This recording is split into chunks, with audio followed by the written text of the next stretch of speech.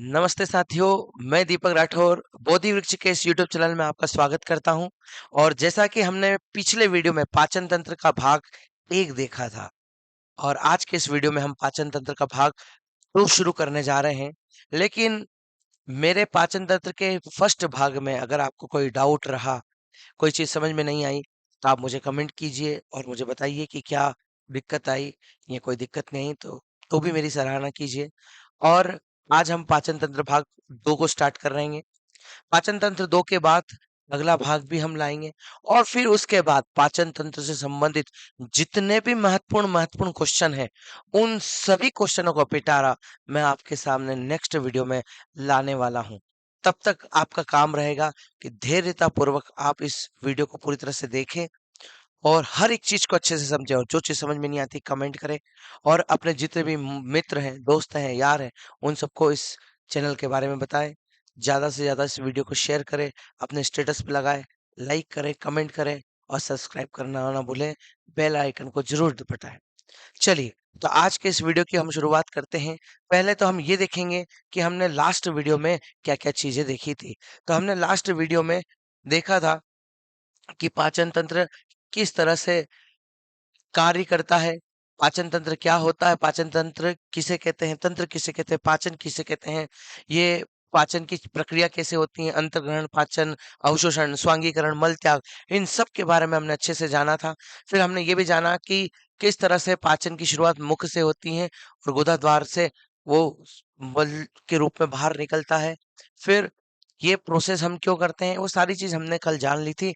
तो आज के इस वीडियो में थोड़ा सा हम आगे चलते हैं। हम एक-एक अंगों पर थोड़ी-सी और गहन अध्ययन के साथ इसमें आगे बढ़ते हैं। तो सबसे पहले मैं आपके सामने जीभ के बारे में बातें रखना चाहूँगा कि ये होती है हमारी जीभ। ये होती है हमारी जीभ। तो जीभ का स्ट्रक्चर आप देख ही रहे होंगे कि जीभ क्या है। तो जीभ को अगर आप देखेंगे, जीभ क्या होती है, भगवान ने हमको जीभ किस लिए दी?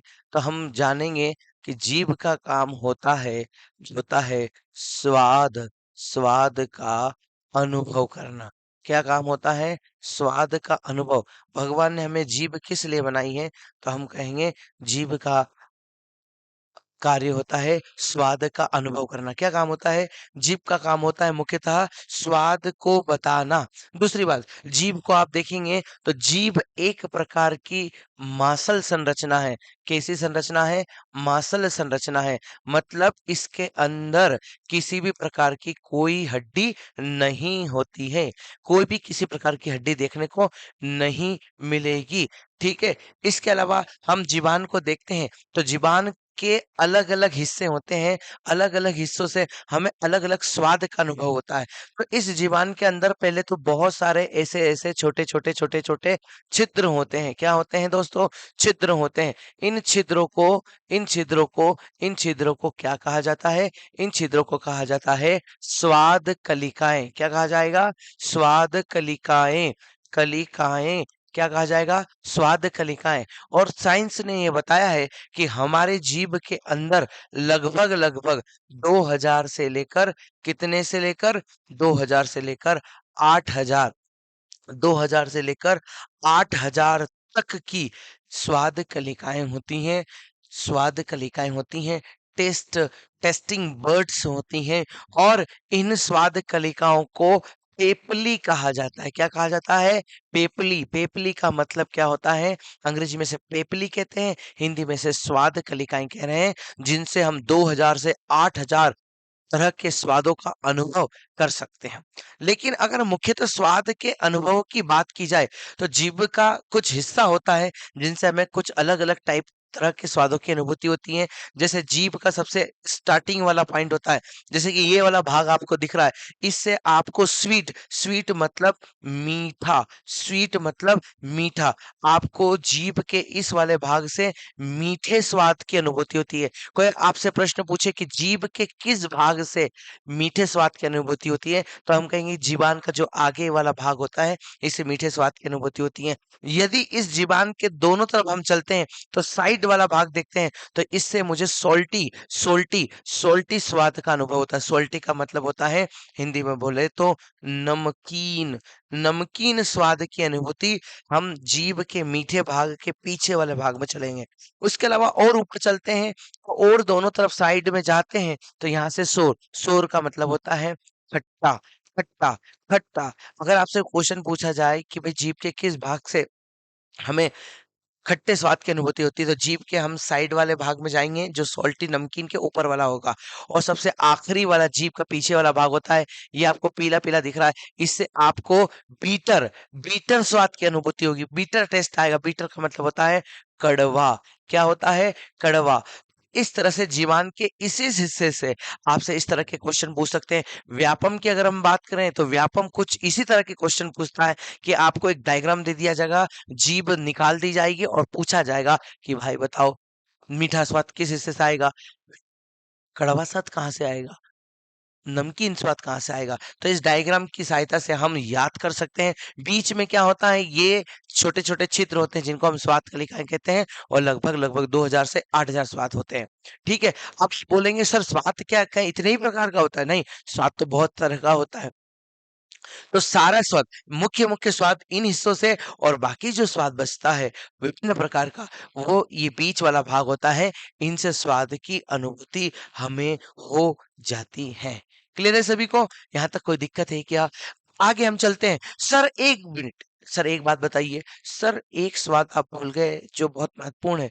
वो स्वाद कौन सा है? वो स्वाद है सर तीखा स्वाद। सर तीखा स्वाद तो आपने बताया नहीं कि तीखा स्वाद जीभ के किस हिस्से से आता है। तो मैं आपको बता दूं, मैं आपको बता दूं, मैं आपको बता दूं कि तीखा तीखा कोई भी स्वाद नहीं होता। अरे क्या बात कर दी सर, तीखा कोई भी स्वाद नहीं होता, इसका मतलब क्या हुआ? फिर तो हमें तो तीखा ही पसंद है, तो तीखा स्वाद नहीं होता है, नहीं होता है। साइंस ने ये बताया है कि तीखा कोई स्वाद नहीं होता है। तो फिर क्या होता है? तो साइंस ने बताया कि तीखा कुछ नहीं होता है, जो हमारी हमारी हमारी जीवान में ये छोटी छोटी स्वाद की कलिकाएं होती हैं, ये स्वाद की कलिकाएं होती हैं, ये स्वाद की कलिकाएं कोशिकाओं से बनती हैं। तो जब ये कोशिकाएं इन कोशिकाओं में धीमा धीमा धीमा ये धीमा या हम बोलते हैं कम मात्रा में, जब ये जलने लगती है, जलने लगती हैं, जब कोशिकाएं धीमी या कम मात्रा में जलने लगती है, तो उसकी अनुभूति अनुभूति हमें किसके रूप में होती है? तीखेपन में होती है। इसका मतलब कि तीखा किसी प्रकार का कोई स्वाद नहीं होता है। क्या याद रखोगे? क्या याद रखोगे? आपको ये याद रखना है कि तीखा स्वाद जीभान के किस हिस्से से आता है। तो हम कहेंगे जी तीखा स्वाद जीभान के किसी हिस्से से नहीं आता है। तो फिर किससे आता है? तो हम कहेंगे कि तीखा स्वाद कुछ होता ही नहीं है, जीभ की कोशिकाएं होती हैं। जब वो जलने लगती हैं, धीमे धीमे जलन करने लगती हैं, तो उसकी अनुभूति हमें हमें तीखेपन के रूप में होती है। तो ये हमने एक अंग पूरा किया है जिसका नाम था जीभ। क्या नाम था? जीभ। जीभ से संबंधित सारी जानकारी मैंने आपके सामने स्क्रीन पर रख दी है। अगर आप इसका स्क्रीनशॉट लेना चाहते हैं तो ले सकते हैं। मैं हट जाता हूँ पीछे। चलिए, तो ये हो गया हमारा जीभ का काम कंप्लीट। अब हम नेक्स्ट अंग की ओर चलते हैं। तो करते हैं हम नेक्स्ट अंग की शुरुआत।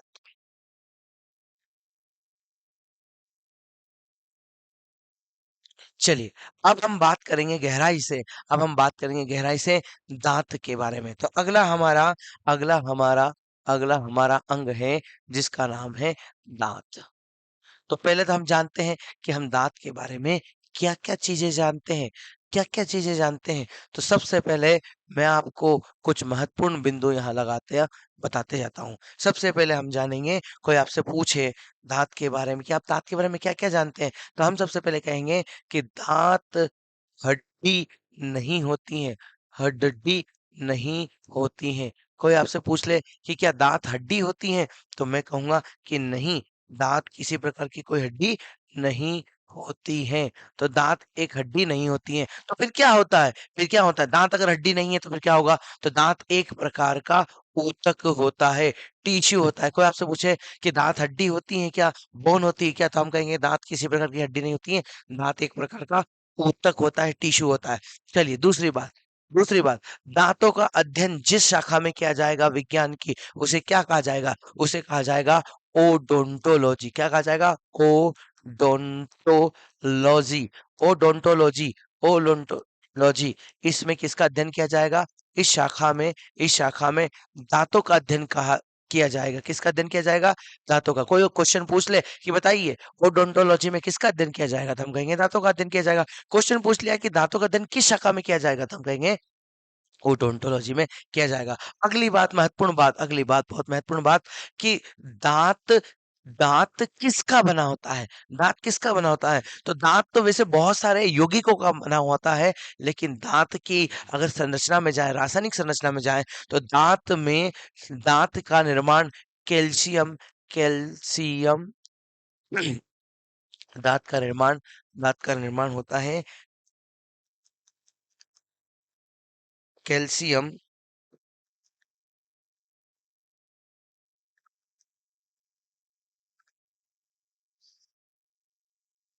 Calcium calcium phosphate. किससे होता है भैया? Calcium phosphate. दांत का निर्माण कैल्शियम फॉस्फेट से होता है। तो उसमें सबसे ज्यादा मात्रा कैल्शियम फॉस्फेट की होती है, लगभग लगभग कितनी?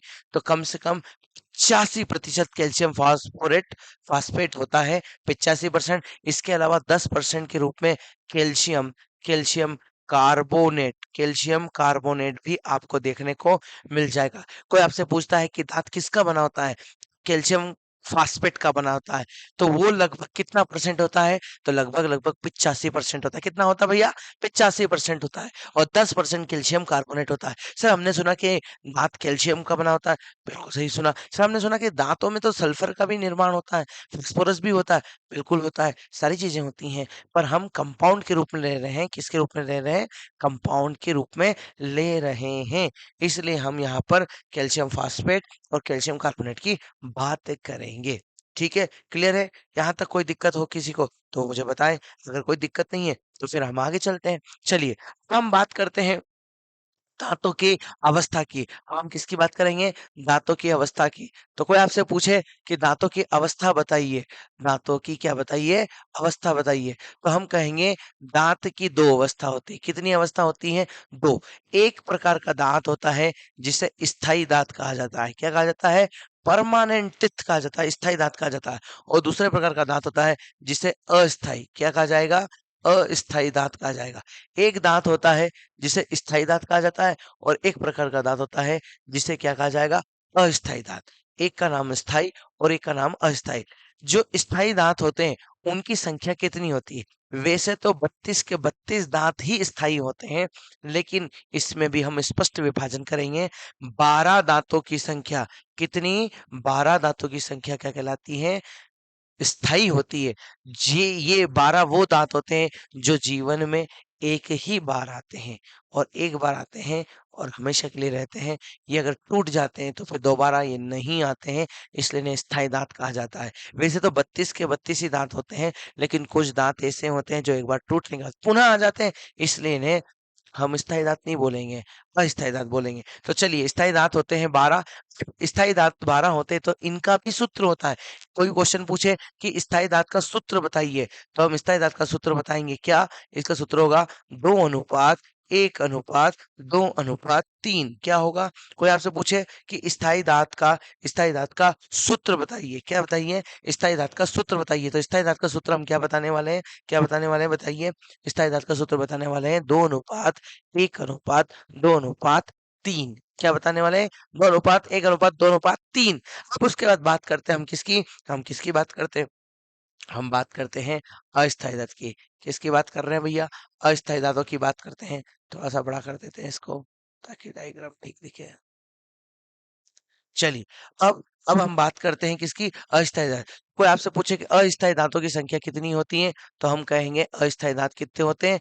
20 होते हैं। कितने होते हैं भैया? 20 होते हैं। 20 अस्थायी दांत होते हैं। कोई आपसे पूछे कि अस्थायी दांत का सूत्र बताइए, किसका बताइए? अस्थायी दांत का सूत्र बताइए। अस्थायी दांत का सूत्र है 2:1:2 0:1 3। क्या सूत्र रहेगा?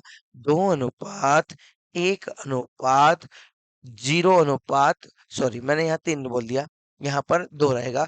2 क्या रहेगा? 2। तो 2:1:0:2 ये आपके स्थायी दांत का सूत्र हो जाएगा। अस्थायी दांत का सूत्र हो जाएगा, और स्थायी दांत का सूत्र देखें तो 2:1:2:3 होता है। ठीक है। दूसरी बात, अस्थायी दांत को हम किस अन्य नाम से जानते हैं? अस्थायी दांत को हम किस अन्य नाम से जानते हैं? तो अस्थायी दांत का अन्य नाम है, इनको बोलते हैं द्विबार दंती। क्या कहा जाएगा? द्विबार दंती। मतलब द्विबार का मतलब 2 बार, कि यह यह यह दांत जीवन में कुल 2 बार आते हैं। कितनी बार आते हैं? 2 बार आते हैं। इसलिए इन्हें द्विबारदंती कहा जाता है। लेकिन अगर दूसरी बार आने के बाद ये टूट जाएंगे तो फिर वो जीवन में कभी नहीं आने वाले हैं। याद रहेगा? इसलिए हम अगर स्थायी दांतों की संख्या देखें तो 20 है, और ये द्विबारदंती है। दूसरी बात दूसरी बात, द्विबारदंती के साथ-साथ हम इन्हें क्या कह सकते हैं? इन्हें हम इसलिए दो दूध के दाँत भी कह सकते हैं। क्या कह सकते हैं? दूध के दाँत। एक और प्रश्न आता है कि दूध के दाँत किसे कहा जाता है? दूध के दाँत किसे कहा जाता है? तो दूध के दाँत कहा जाता है अस्थायी दाँतों को। क्यों? क्योंकि मैंने कहा कि ये एक बार आते हैं, फिर टूट जाते हैं। दूसरी बार पुनः आते हैं और फिर रहते हैं परमानेंट। अगर फिर टूटेंगे, फिर कभी नहीं आएँगे। तो लगभग-लगभग 13 से कितनी अस्थायी दाँतों की संख्या 20 होती हैं, और 13 से 15 वर्ष में ये टूटने के बाद फिर से आ जाते हैं, लेकिन उसके बाद हमेशा रहते हैं, टूट जाने पर वो कभी नहीं आते हैं। क्लियर है सभी को? तो ये तो थी दाँतों के बारे में कुछ जानकारी। हम कितने जितने भी दाँत होते हैं वो कितने प्रकार के होते हैं? जितने भी दाँत होते हैं वो 4 प्रकार के होते हैं। कितने प्रकार के होते हैं? 4 प्रकार के। चलिए, तो दांतों की संरचना को समझने के लिए मैंने आपके सामने डायग्राम रखा है। चलो थोड़ा-सा इसको बड़ा करते हैं। दांतों को थोड़ा-सा और गहराई में जाते हैं हम।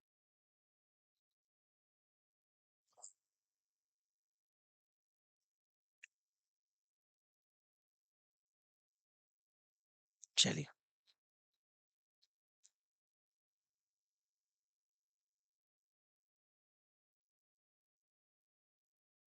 ठीक है। यहाँ हम समझते हैं कि हमारे जो दाँत होते हैं, वो कितने प्रकार के होते हैं? 4 प्रकार के दाँत होते हैं। कितने प्रकार के होते हैं? 4 प्रकार के। चलिए देखते हैं 4 प्रकार के कौन-कौन से होते हैं? चलिए, पहले प्रकार का दाँत का नाम है, अंग्रेजी में कहें तो इंसिजर। क्या नाम है? पहले प्रकार के दाँत का नाम है इंसिजर। क्या नाम है भैया? इंसिजर। इंसिजर को हिंदी में बोलते हैं कृंतक। क्या कहा जाएगा? कृंतक। क्या कहा जाएगा भैया? कृंतक कहा जाएगा। फर्स्ट प्रकार का दाँत का नाम है कृंतक। दूसरे प्रकार का दाँत का नाम है कैनाइन। कैनाइन क्या बोलते हैं? कैनाइन हिंदी में बोलते हैं रदनक। क्या कहा जाएगा? रदनक। तीसरे प्रकार के दाँत को बोलते हैं प्रीमोलर। हिंदी में अग्र अग्र च वर्णक। क्या कहा जाएगा? अग्र च वर्णक। और चौथे प्रकार के दाँत को कहा जाएगा च वर्णक। क्या कहा जाएगा? च वर्णक। तो पहला है कृंतक, दूसरा रदनक, तीसरा अग्र च वर्णक, और चौथा है च वर्णक। अब मैं आपको ये दिखाने वाला हूँ कि कौन से दाँत कृंतक, कौन से दाँत हृदनक, कौन से दांत अग्रचवर्णक और कौन से दांत चवर्णक। कल भी चर्चा करी थी, पर आज हम विस्तृत जानकारी ले रहे हैं। आज गहराई से जानकारी ले रहे हैं कि आने वाले समय में जब मेरा वीडियो आएगा जिसमें हम ऑब्जेक्टिव लगाएंगे, तो कोई भी क्वेश्चन गलत नहीं होना चाहिए। तैयारी ऐसी होना चाहिए कि कोई भी कहीं से भी कभी किसी तरह का भी प्रश्न उठा के पूछ ले तो हम बना दें। ओके, चलिए तो हम बात करते हैं सबसे पहले इंसिजर के दांत की बात करते हैं। तो सबसे पहले आप देखिएगा नंबर। अब मैं इनको आई से डिनोट करता हूँ। आई का मतलब कृंतक हो गया, तो ये फर्स्ट दांत आई, और ये इधर का भी आई। तो ये जो स्टार्टिंग के 2 दांत होंगे, ये दांत कृंतक कहलाएंगे। क्या कहलाएंगे? कृंतक दांत कहलाएंगे। कृंतक दांत की संख्या कितनी होती है? तो हम कहेंगे ये ऊपर वाला जबड़ा हो गया। तो ऊपर वाले जबड़े में टोटल 16 दांत होते हैं, और 16 दांत नीचे होते हैं। तो 16 और 16 32 दांत होते हैं। उसमें 16 दांत में से भी आधा अगर बीच में से काट दे तो इस साइड टोटल 8 दांत हो जाएंगे, और इधर देखेंगे तो 8 दांत हो जाएंगे। उसी तरह से नीचे भी 8 दांत इधर, 8 दांत इधर, 8 और 8 16, और 16 और 16 32। 8 दांतों में से सबसे पहले स्टार्टिंग के 2 दांत होते हैं, उनको बोलते हैं कृंतक। कृंतक टोटल दांत कितने हो जाएंगे? 2 इधर 4 और 4 नीचे 8, कुल 8 दांत हो जाएंगे। लेकिन अभी हम एक ही हिस्से में पढ़ रहे हैं, तो कृंतक दांतों की संख्या हो गई कितनी? 2। कृंतक हो गई 2। तो भैया कृंतक हो गई 2। कृंतक दांत क्या काम करता है? कृंतक दांत का इस्तेमाल कहाँ होता है? तो इसका काम होता है किसी भी चीज को काटने के लिए। किसके लिए? काटने या कुतरने। काय के लिए? काटने के लिए या कुतरने के लिए किन दांतों का इस्तेमाल किया जाता है? क्वेश्चन पूछा जाएगा कि किस दांत का इस्तेमाल काटने के लिए या कुतरने के लिए किया जाता है? तो हम कहेंगे वो दांत कौन से होते हैं? कृंतक होते हैं। कौन से होते हैं भाई? कृंतक होते हैं। इंसीजर होते हैं। इनका काम काटने का और कुतरने का होता है। दूसरी दूसरी बात दूसरी बात, जो स्माइल टिथ होता है, स्माइल टिथ किसे कहा जाता है? प्रश्न आता है स्माइल टिथ किसे कहा जाएगा? तो स्माइल टिथ का नाम रहेगा कृंतक। क्या रहेगा भाई? कृंतक। कोई आपसे पूछे कि स्माइल टिथ किसे कहा जाएगा, तो हम कहेंगे किस दांत को स्माइल टिथ कहा जाएगा? ये दांत आपकी खूबसूरती को और चार चांद लगवा देते हैं। तो स्माइल टीथ कहते हैं इंसीजर को, यानी कि कृंतक को। क्लियर है सभी को? दूसरी बात बहुत महत्वपूर्ण बात। भाई आपने हाथी को तो देखा होगा, हाथी के जो दांत बाहर निकलते हुए दिखाई देते हैं, वो इन चारों दांतों में से कौन सा प्रकार होता है? तो वो प्रकार होता है कौन सा? तो याद रखेंगे, वो कृंतक ही होता है। तो हाथी के हाथी का बाहर निकलने वाला निकलने वाला दांत वाला दांत वाला दांत कौन सा होता है? कृंतक होता है। कौन सा होता है भाई? कृंतक होता है। क्या सर पक्षियों में दांत होते हैं? हाँ, पक्षियों में दांत होते कि नहीं होते हैं? सबसे बड़ा प्रश्न पूछा जाता है कि पक्षियों में दांत होते हैं कि नहीं होते हैं? तो हम कहेंगे पक्षियों में दांत कहाँ होते हैं सर? पक्षियों में तो जीभ होती है। तोते को देख लो, उसमें जीवान होती है, जब वो खोलेगा तो दांत नहीं दिखेगा। तो दांत नहीं होते क्या? पर मैं कहूंगा उनमें भी दांत होते हैं। सर दिखाई क्यों नहीं देते हैं? क्योंकि उनके दांत आगे जाकर चोंच का स्वरूप ले लेते हैं। पक्षियों में कोई आपसे पूछ ले कि पक्षियों में दांत होते हैं क्या, तो हम कहेंगे पक्षियों में दांत आगे जाकर चोंच का चोंच का चोंच का रूप ले लेता है। इसलिए पक्षियों में दांत नहीं होते हैं। उनकी चोंच ही दांत का काम करती है। क्लियर है सभी को? क्लियर है सभी को? अरे बहुत बहुत बहुत बहुत बहुत मजे आने वाले हैं। एक से एक जानकारी जो आपकी कॉम्पिटिटिव तैयारी को और मजबूत बनाने वाले हैं। चलिए, तो ये तो बात हुई थी कृंतक दांतों की। अब नेक्स्ट दांत की बात करते हैं, जिसका नाम है रदनक। क्या नाम है? रदनक। अरे क्या नाम है? रदनक। रदनक नाम है। क्या नाम है? रदनक नाम है। अब इसे अंग्रेजी में कहा जाएगा कैनाइन। तो रदनक दांत कैनाइन। इन सीजर दांत के बाद अगला जो दांत आएगा उसका नाम है रदनक, यानी कि अंग्रेजी में बोले तो कैनाइन। तो इसकी यहाँ लिख देता हूँ सी। सी मने कैनाइन। कैनाइन। और कैनाइन दांतों की संख्या कितनी होती है? एक होती है। रदनक दांत हमारे अंदर कितने होते हैं? एक होते हैं। तो रदनक दांत कितने हो जाएंगे भाई? एक हो जाएंगे।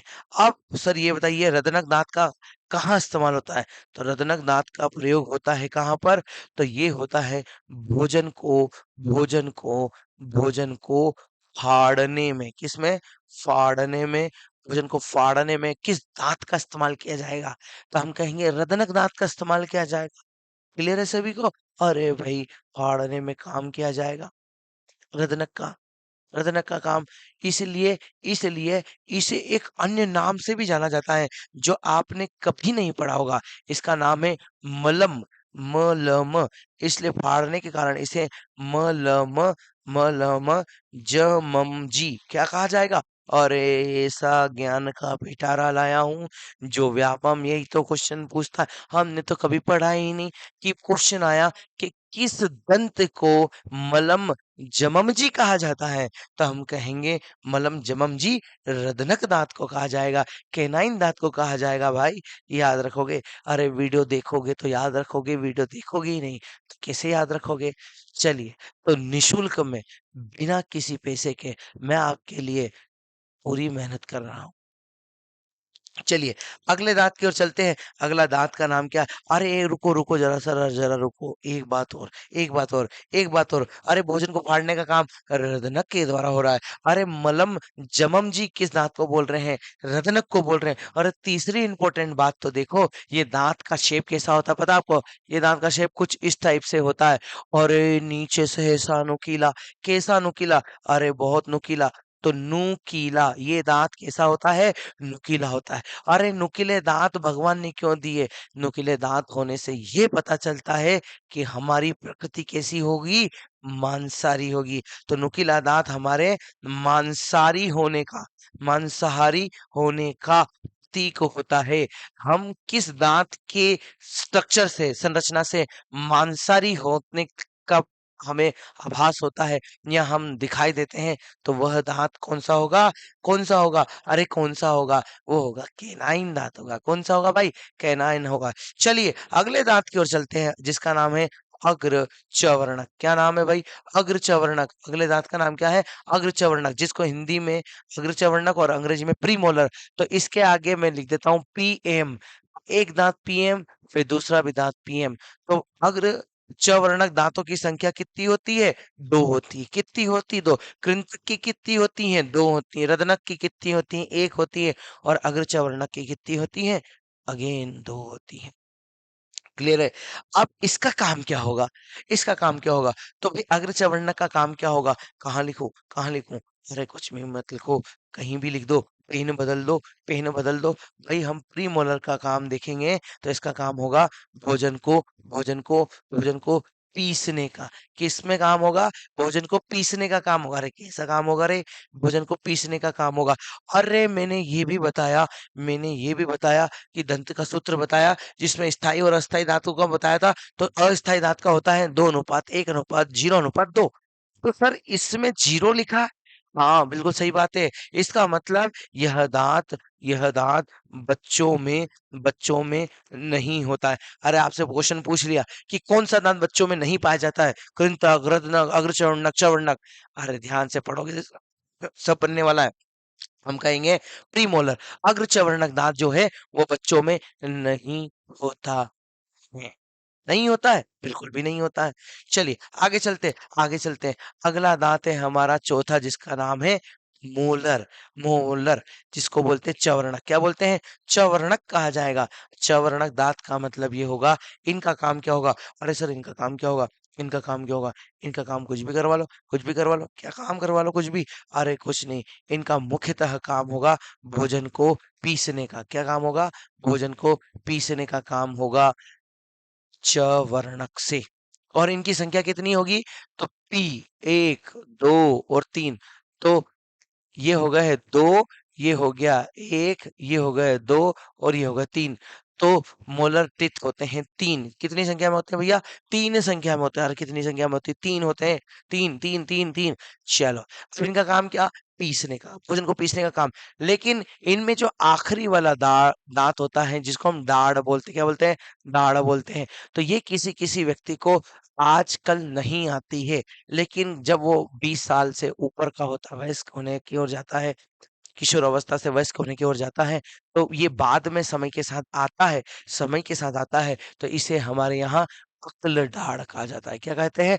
अक्लडाड़। तो अक्लडाड़ कौन सा होता है? सबसे पीछे वाला होता जो दांत होता है, इसको हम डाढ़ बोल रहे हैं। तो ये भोजन को पीसने का काम करता था। अक्लडाड़ इधर भी आ सकती है, इधर भी आ सकती है। ऊपर के जबड़े में दो अक्लडाड़ है, नीचे के जबड़े में दो अक्लडाड़ है। तो ये समय के साथ आती है, बाद में किसी किसी को आती है, किसी किसी को नहीं आती है। आती है तो भयंकर दर्द होता है, असहनीय दर्द होता है, और किसी किसी को कोई प्रॉब्लम नहीं होती है। तो इसे अक्लदाड़ या बुद्धि दंत क्या कहा जाएगा भैया? बुद्धि दंत कहा जाएगा। विजडम टिथ, विजडम टिथ किस दांत को कहा जाएगा? तो हम कहेंगे जो चौवर्णक दांत होता है उसे ही हम लास्ट वाले दांत को क्या कहते हैं? विजडम टिथ कहते हैं, बुद्धि दंत कहते हैं। चलिए आगे चलते हैं। तो ये तो थे दांत के प्रकार। तो मैंने आपको सामने सारी चीजें आपके सामने रख दी हैं। क्लियर है सभी को? अब सर अक्ल दाढ़ अगर किसी को नहीं है और किसी को आ जाती है, तो जिसको नहीं है तो फिर क्या उसको कोई नुकसान होगा?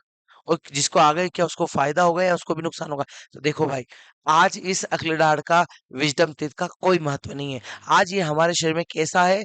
अवशेषी अंग है। कैसा है? अवशेषी। अवशेषी का मतलब वेस्ट ऑर्गन की तरह आज ये हमारे शरीर में काम करता है। वेस्ट ऑर्गन का मतलब कि आज इसकी कोई भूमिका हमारे शरीर में नहीं है। तो सर पहले था अब नहीं है ऐसा क्यों? हाँ, पहले हम कच्चा मांस खाते थे, इसलिए मांस को खूब पीसना पड़ता था, इसलिए भगवान ने दिया। लेकिन जब हमने हमारी बुद्धि का इस्तेमाल किया, आज हम जो भी मांस खाते हैं, वो पका हुआ मांस खाते हैं, इसलिए पके हुए मांस में इस दांत की भूमिका नहीं रहती है। इसलिए धीरे-धीरे क्या हुआ? अवशेषी अंग बन गया और अब किसी को आता है, किसी को नहीं आता है। तो ये तो थी दांत के बारे में जानकारी। इसके अलावा और भी आपको इम्पोर्टेंट चीज़ बताता हूँ जो व्यापम इस तरह के क्वेश्चन पूछता है। क्वेश्चन पूछा था व्यापम ने कि बताइए स्तनधारियों में, बताइए स्तनधारी क्या बोला? क्वेश्चन पूछा व्यापम ने कि बताइए स्तनधारी जीव में ऐसा कौन सा जीव है जिसमें सबसे ज्यादा दांतों की संख्या होती है? सबसे ज्यादा दांतों की संख्या किस स्तनधारी जीव में होती है? तो उस जीव का नाम है सूअर। क्या नाम है? सूअर। और साथ ही घोड़ा। क्या नाम है भैया? घोड़ा। तो सूअर और घोड़ा इन दोनों ये स्तनधारी जीव है। इनमें दांतों की संख्या होती है कितनी? 44। 44 याद रखोगे। सूअर में दांतों की संख्या कितनी होती है? 44। घोड़े में कितनी होती है? 44 होती हैं। ये दोनों स्तनधारी है। लेकिन अगर यूं ओवरऑल दांत की बात करें तो सबसे ज्यादा दांत किस में होते हैं? तो मच्छर में सबसे ज्यादा दांत होते हैं 47। कितने होते हैं भैया? मच्छर में दांत की संख्या कितनी होती है? 47। और मच्छर के भी दांत होते हैं? इतना छोटू सा, इतना छोटू सा इसके भी दांत होते हैं? अरे बिल्कुल होते हैं। दांत तो सबके ही होते हैं। ये भी तो खाना खाता है, इसको भी तो खाना पचाना पड़ता है। तो भगवान ने इसको भी दांत दिए और कितने दे दिए? 47 दांत। वाह वाह। तो याद रखना है सबसे ज्यादा दांत किसके होते हैं? मच्छर के। इसलिए बार बार काटता रहता है भाई, इसलिए काटता रहता है, दांत ज्यादा है ना उसके। इसके अलावा सर ये बताओ गाय के कोई दांत होते हैं क्या? अरे हाँ होते हैं। भेड़ के दांत होते हैं क्या? हाँ होते हैं। कितने होते हैं? अरे गाय के दांत भी होते हैं क्या? अरे भेड़ के दांत भी होते हैं। इनकी दांतों की संख्या होती है कि नहीं होती है? अरे होती है, बिल्कुल होती है। कितनी होती है? अरे कुछ भी नहीं। इनकी दांतों की संख्या होती है 32। कितनी होती है? 32। तो गाय में, भेड़ में 32 दांत होते हैं। क्लियर है सभी को? इसके अलावा एक और जानकारी देख लो। एक और जानकारी देख लो। एक और जानकारी का नाम है, एक नाम सुना होगा आपने दंत क्षय का। क्या नाम सुना होगा? दंत क्षय। दंत क्षय का मतलब होता है कि जो हमारे दांत होते हैं धीरे धीरे उनका क्षरण होने लग जाता है। क्या होने लग जाता है? धीरे क्षरण होने लग जाता है। तो दांतों का क्षय, दांतों का क्षरण होता है। तो क्यों होता है दांतों का क्षरण? होता है क्योंकि हमारे दांतों में फ्लोरीन, किसकी कमी के कारण? फ्लोरीन की कमी के कारण दंत क्षय होता है। दंत क्षय होता है किसकी कमी के कारण? फ्लोरीन के कारण। इसे फ्लोसोसिस कहा जाता है। क्या कहा जाता है? फ्लो फ्लोसोसिस रोग कहा जाता है। फ्लोसोसिस रोग में क्या होता है? दंत क्षय होता है जो फ्लोरीन की कमी के कारण हो जाता है। क्लियर है सभी को? अब इसके अलावा एक चीज और बता देता हूँ, साथ में हमारे दांतों की समग्र अध्ययन यहाँ पूरा होने वाला है। देखो भैया, यहाँ लिखा हुआ है। पहले तो आप इसका एक स्क्रीनशॉट ले सकते हो। आप स्क्रीनशॉट ले सकते हो इसका, ताकि आप जब इसको स्टडी करें तो आपको किसी तरह की कोई दिक्कत ना हो। आप इसका एक स्क्रीनशॉट ले लीजिए।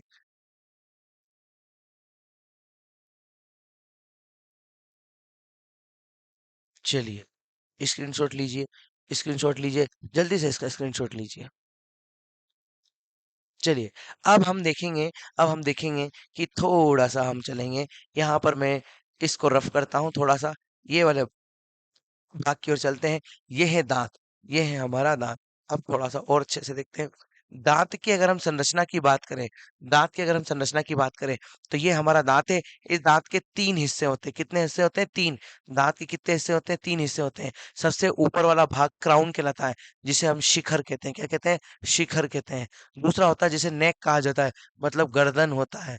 और तीसरा रूट, रूट का मतलब होता है जड़। तो दांत के कितने हिस्से होते हैं? 3 हिस्से होते हैं, एक शिखर, एक गर्दन और एक जड़।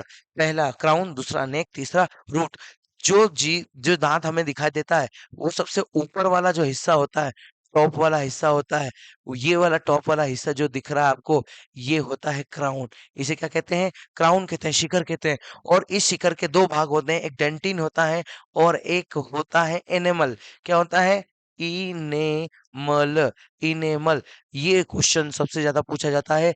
इनेमल जो दांत होता है, वो इनेमल का जो दांत होता है वो हमारे हमारे हमारे शरीर का सबसे मजबूत अंग होता है। क्वेश्चन पूछा जाएगा हमारे शरीर का सबसे मजबूत अंग कौन सा होता है, तो हम कहेंगे हमारे शरीर का सबसे मजबूत अंग दांत का शिखर का भाग इनेमल होता है। कौन होता है भाई? इनेमल। सबसे मजबूत भाग कौन सा होता है?